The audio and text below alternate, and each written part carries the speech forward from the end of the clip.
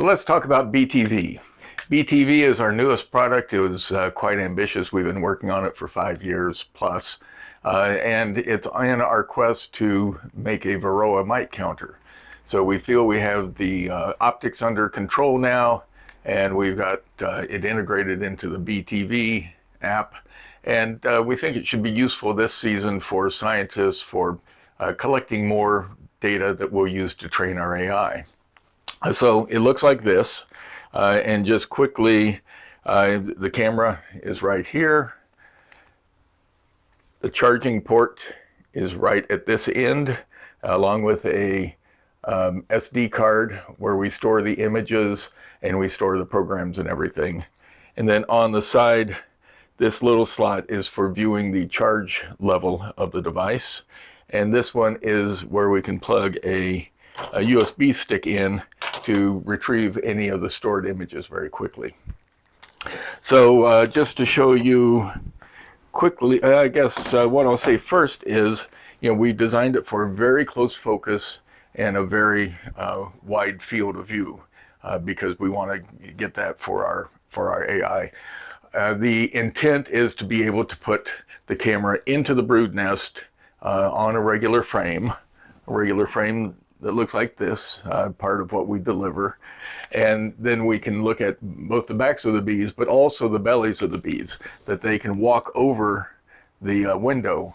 And we found that it's very effective at that.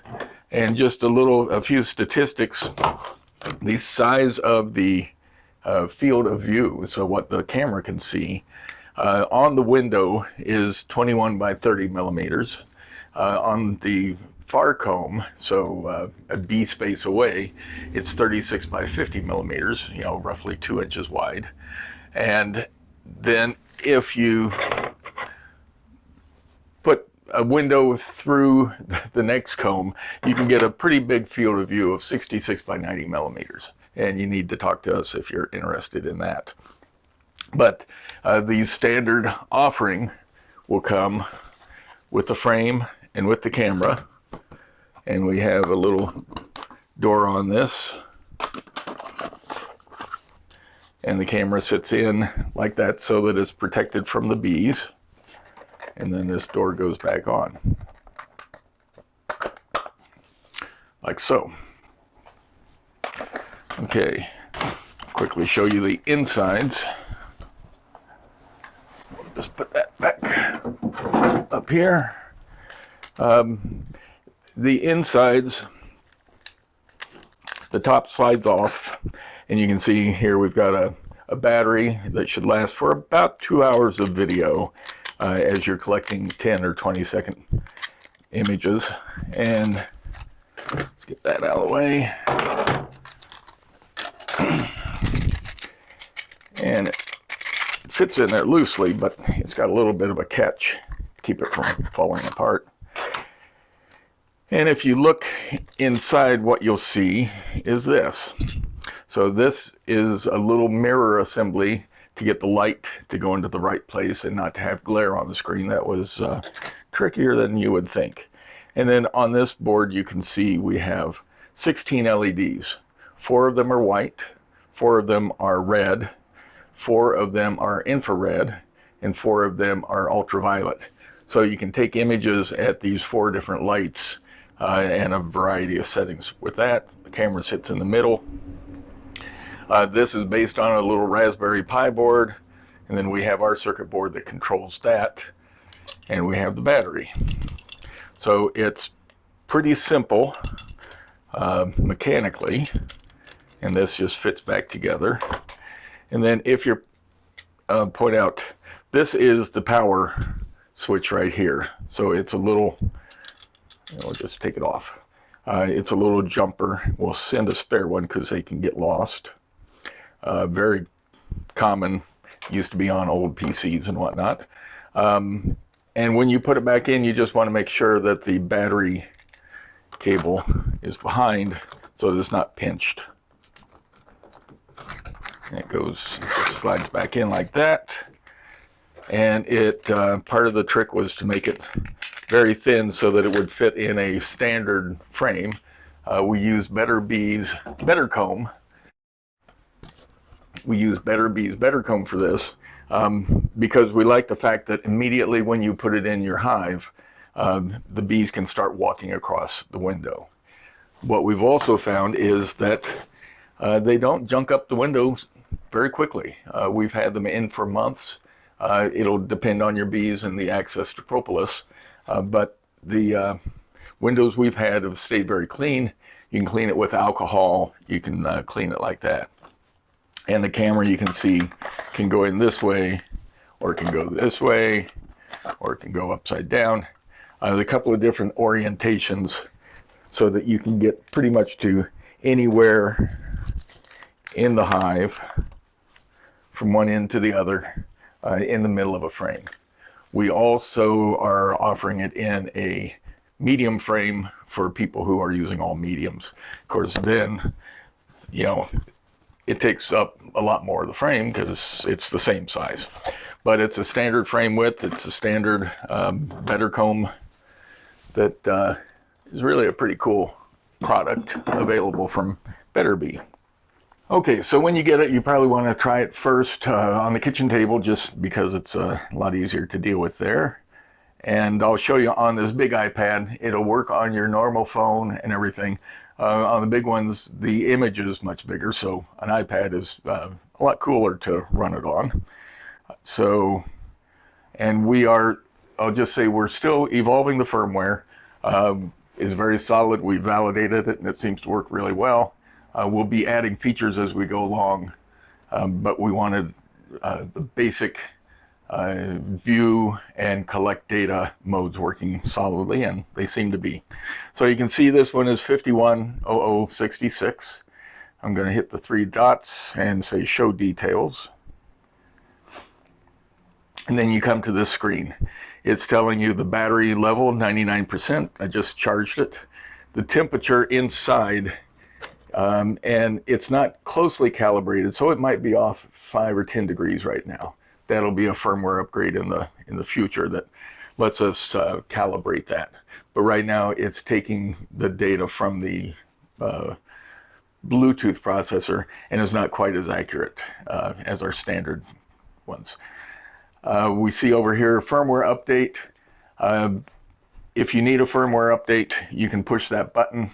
That too will get a little bit more refined as we go on. Right now I don't need that firmware update. So all I have to do is hit start real time. Okay, and this begins the process of our Bluetooth processor, powers up the Raspberry Pi, it boots that, it starts communicating, we go through this whole process. It takes about 60 seconds to get to the point where you're seeing an image. So we're trying to show some of the status along the way. If things don't look right, you'll get an error message.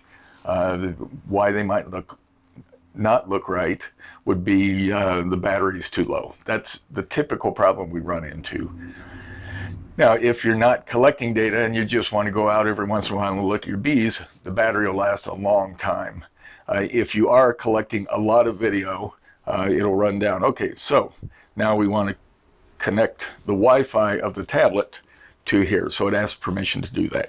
You can see the LED lights came on, and it's starting up real time, and now we start the streaming video from the device.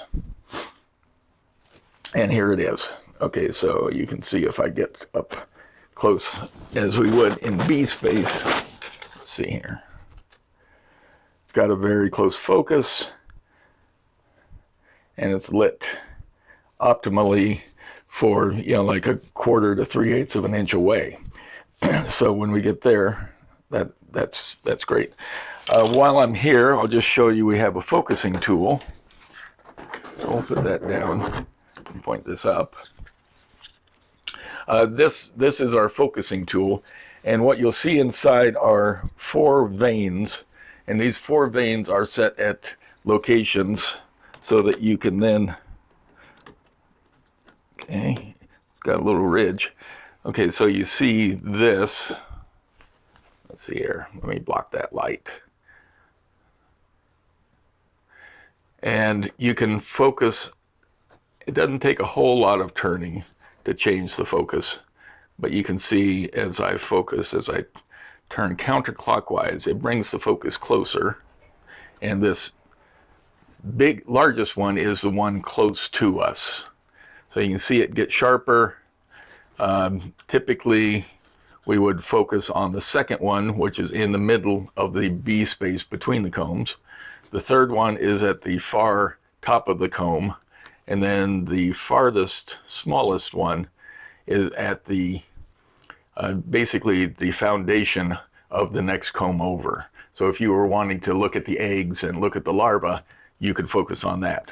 And in fact, if you focus farther out, you can focus across the room and change anywhere up to that. So this tool makes it so you won't scratch the lens, and it lets you have that. So let's bring this back. I'm going to first come to the closest one. Yeah, there, that one's in focus, and then go off to the second one. There. So it'll take a little practice to get exactly what you want. So with it focused, if we slide down a little bit here, we can see the LED controls. So if I turn that off, well, let's now put it in the hive.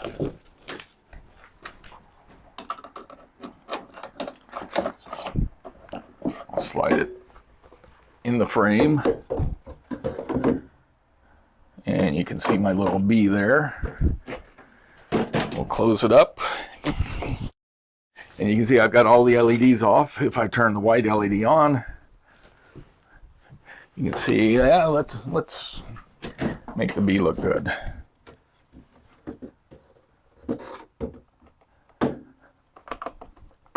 You can move it. Whoops, wrong way.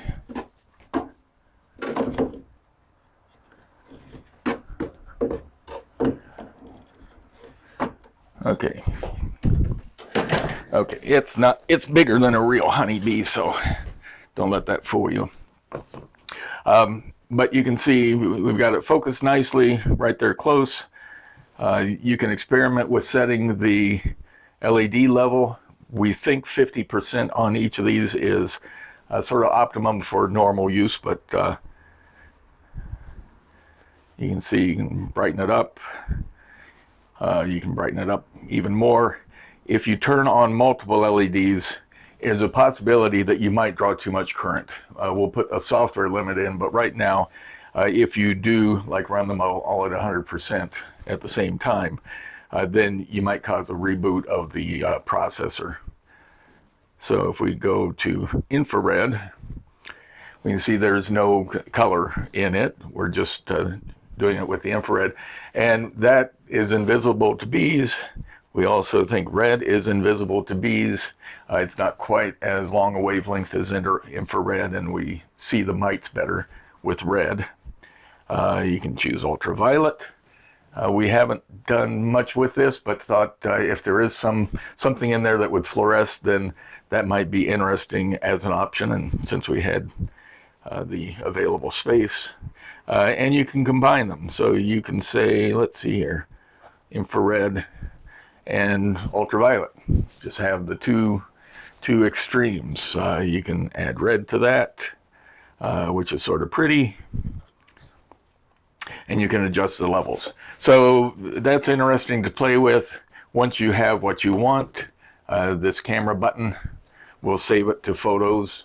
Let's see here, we'll allow full access. So you can save pictures that you like that. Or you can go in and do automatic ones, and we do that with the gear.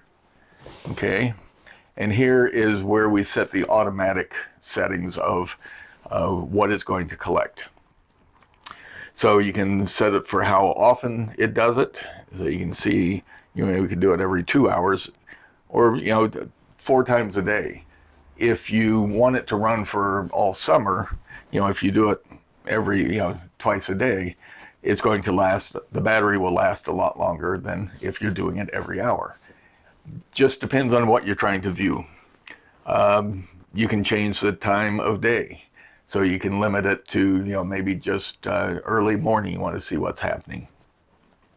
The video duration, it'll take video clips and or it will take photos.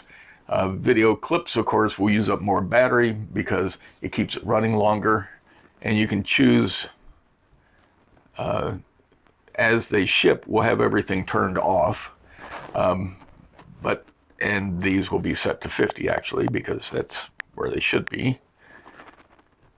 But you can adjust all this, so that you can get exactly what you want. There is not a requirement to take any data. You can take all the colors, or if you just want to, observe, maybe how quickly the brood's coming out, or how quickly they're capping the honey, you can just take a photo a couple of times a day. And in that case, the battery will last a long time. So once you have that set,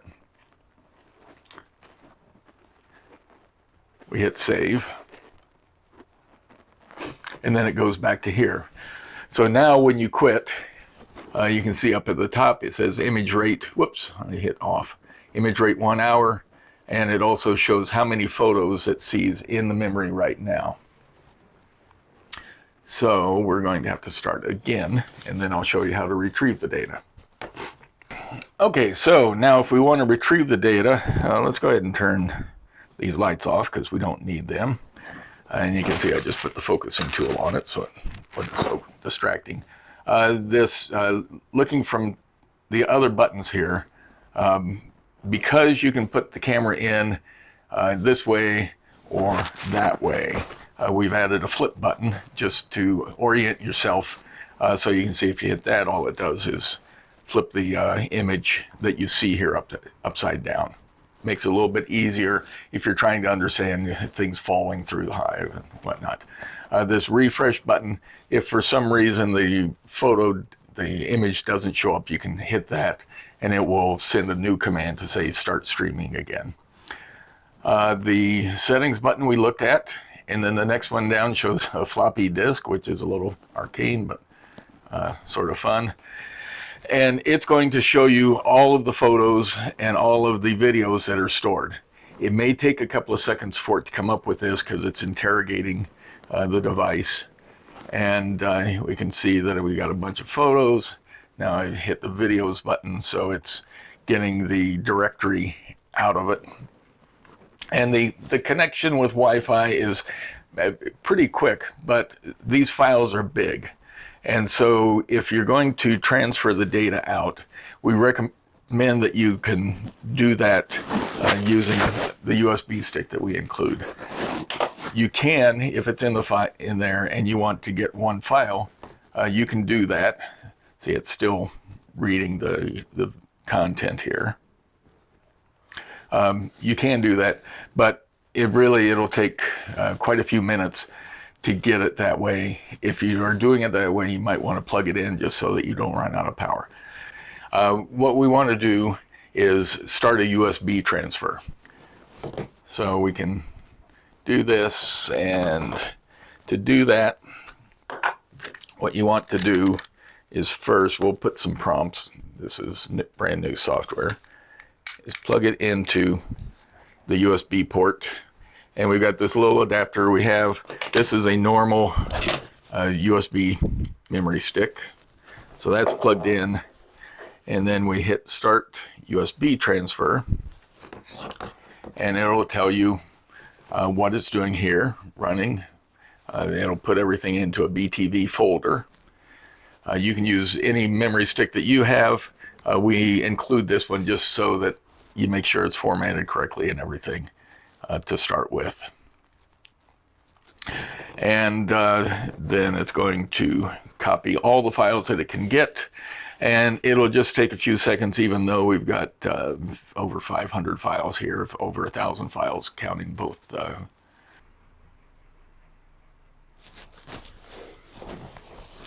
Okay, so we can see it took about 155 seconds, so not quite 3 minutes. If we had transferred it with Wi-Fi, it probably would have taken an hour and a half or 2 hours. So it's not a bad idea to, as you get it running, go ahead and check and grab a file or two just to see that it's getting the data you want. But then you want to, if you're collecting a lot of images and a lot of data, doing a transfer externally like this is the way to go. Once that's done, then you can say delete all, and it will delete what's on the SD card. You can disconnect the USB stick before that. And now it shows both of these empty. Delete all. Yes, delete. Okay. So now that's all done.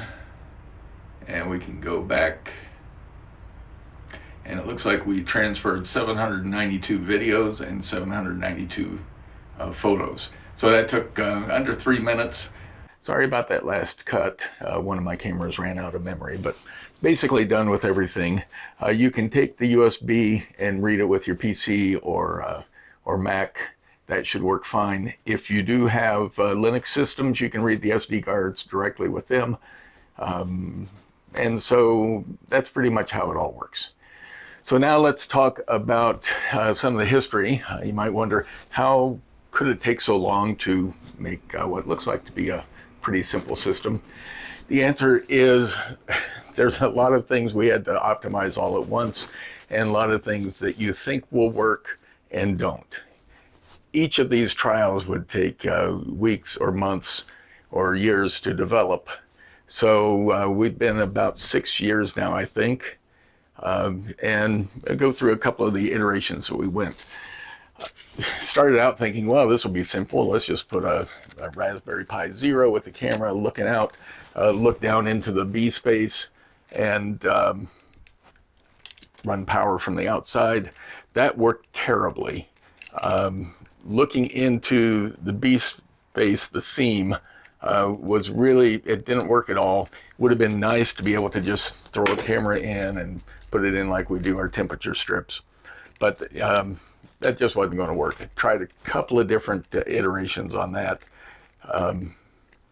and learned very quickly that was not going to do what we wanted. So then we took a step back and said, okay, if we put in a slatted rack between the brood boxes, we can see the bees coming up and down. I mean, they're running from the brood to get nectar to bring back to the other bees and whatnot. So we did this, put the Raspberry Pi outside with an AC power cord so that we could just leave it running. And then inside, took half the slatted rack as our TV studio. A couple of infrared sources here that we could put out wide so the reflections weren't a problem. A camera here, nice long focal length. And then turned out that our typical wrappers made good windows. So this actually worked pretty well. You can see some of the images I'm putting along the side as we talk about these. It worked pretty decent, but was somewhat impractical in a lot of ways, and we wanted to approach it differently. We did it this way. We did one with the camera coming in the front. Then we got involved in the W2 and all of that, so that slowed us down. But we took data, and we weren't seeing quite what we wanted. We knew we had some hives with a lot of mites, and when we looked at the videos that we were capturing, we just couldn't see them. And what it turned out to be was the broadband infrared source was just terrible.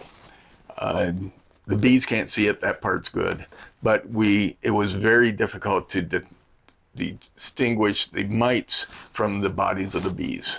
So that was a problem. And at that point, we then put in a grant request to the National Science Foundation and got it, along with Purdue. And that let us investigate what infrared wavelengths were better and worse for detecting mites. So we did several experiments with Purdue The first one we thought we got 850 nanometers or something was the perfect wavelength. Based on the bees that Purdue had at that time, it was a good one, and it showed a nice contrast between the bee and the mite. But turns out my bees at home, it worked awful. So we learned quickly that, okay, we need to be testing a lot of different varieties of bees, Carniolans and Russians, darker German bees, and all these behave a little bit differently when it comes to using a single wavelength to illuminate the bee body and the mite. So then we did an experiment, and we built this contraption, which we said, okay, let's do the definitive experiment. We'll put 4 cameras in the hive. We'll put the electronics outside with a multiplexer so that we can capture all this data. We got all these wires. One camera we'll put in a frame like this so that we can see them walk across the window and all of that. And then 3 cameras we put that we could orient either looking left, right, up, or down. So we tried that, and we had 4 different wavelengths of LEDs. We had white and 3 different infrared wavelengths. Collected a bunch of nice data. Unfortunately, the hives we put them in didn't have as many mites, so that was a little tough. And I mean, this was really difficult to make, but it was a good experiment, and we ran and we learned a lot, and we then came up with a infrared wavelength that looked more promising. So made our final report to the NSF, and hopefully we were going to get a phase 2 for the Small Business Innovative Research Grant, but they just weren't excited enough about it. So we're back to self-funding and said, okay, well, let's keep it going. Steve has been contributing his time free ever since, and we've been putting a lot of company resources into it. But we also determined from this that what we want is a frame that we can drop into the hive and collect the images and ultimately do the AI on the processor and make it really easy to move between hives and leave it in for a week, and it should be a nice product. From our market research, we know that a $200 price point is about right. Okay, can we get there? So we started working on that. Theo did some fabulous work. We thought, okay, if we have a medium and a shallow, we could actually make it so that we could remove the camera from the outside of the hive. Great idea. Again, it was just too complicated to achieve. Theo did some really complicated modeling here. You can see it really pretty. We put a crown on the plastic. Turned out that was really hard to achieve also. It was some good ideas, but it was going to be really difficult in production. And also when we started using it in the field, it was really difficult to work with too. We did upgrade our cameras and built them more into a more compact package. This one actually has mirrors, so we started trying to just use mirrors to keep a long focal length. So the camera is pointing down at a mirror here. The LEDs are pointing at a second mirror, shining the lights up. We had modeling programs that we're using, optics programs and mirror programs. And the fact that we've got another piece of plastic here that is reflecting just really made it a complicated situation. Light bouncing here, it hits, it comes down, hits this, hits the other. It just, we spent a lot of hours trying to optimize it, and finally we got some good data from these systems too, with different wavelengths and more software. Lots of software we've written to collect all this data. But then we put that aside and said, okay, what happens if we just use a wide angle lens? Turned out to be, it has some distortion.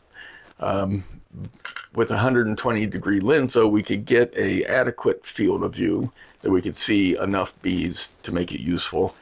We could live within the 25 millimeter width of a frame, and we could put the LEDs out here at the corners at a point where the reflections were manageable. This was still a little bit too close, but it was manageable. We were still having issues, you know, just trying to come up with a nice user experience that, you know, you could put this in, but then, you know, the bees are going to do their thing to it. And so that, we weren't really happy with the door arrangement. We were very happy though with the window. Turns out the bees just don't bother it much. We've had this in over a dozen hives, and largely they keep it clean. You can clean it with alcohol, but we're really pleased with that. The horizontal nature worked out well. This camera, you know, is getting better. We built it onto a sled so that it'd be easier to assemble, but still there were all these connectors and wires that we had to deal with. But to get the lights pointed in the right direction for the optimal LED, you know, that's what we had to do. So this is the units that we collected the mite data in October with the dozen hives and the mite contest. That's still out there on becounted.org. And that's led us to the final design here, which we're really quite happy with. And so the window now is all laser cut. We're printing a little piece here at the end. Theo worked it out so that we could slide the device into the end, and with a very simple door, keep the bees out and keep the camera inside and clean. So that became a lot simpler. It's still a little fussy to build, but you know, we're buying Bettercomb's frames already put together, and we're modifying that, which means the bees immediately can start walking over the lens as soon as you put it in the hive. Then, you know, happy with Theo has continued to evolve the housing, and now everything just slips together, latches together very simply. We've got this baffle, which has a couple of mirrors made from mylar in it, so that's easy to print and to then direct the LEDs straight up and mirror them to where we want them to go. So this is also modifiable if we want to, you know, go through 2 frames and stuff like that. And then this board, which holds all the LEDs, now can be machine made at Proactive, our manufacturer, and all the LEDs can be mounted.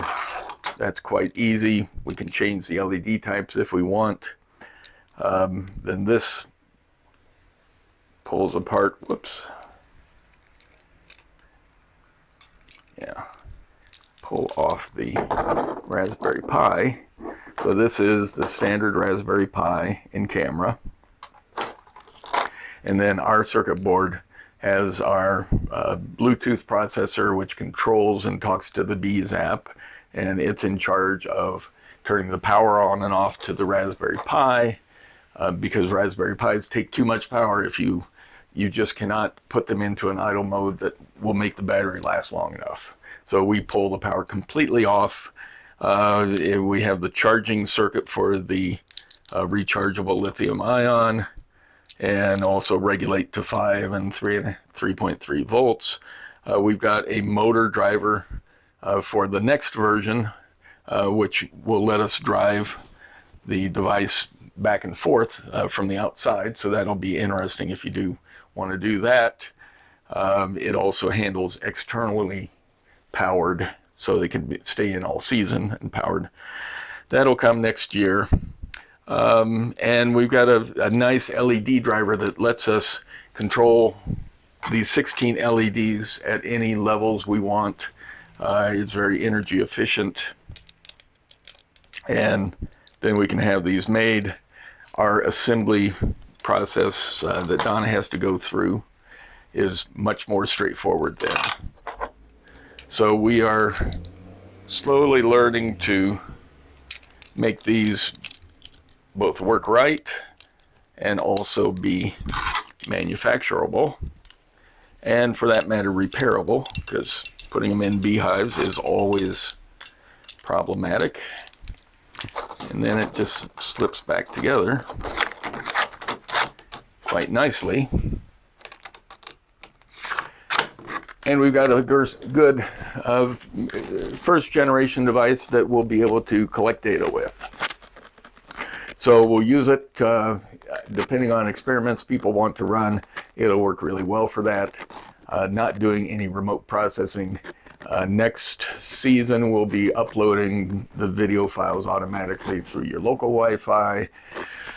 There's still a lot of software to write, and plus all the AI stuff, which Steve is super keen to get started on. He'll get going on that this summer. So that's a bit of the history. We hope you like it. We've worked really hard on it, and we'll keep working hard on it because we know every hive counts.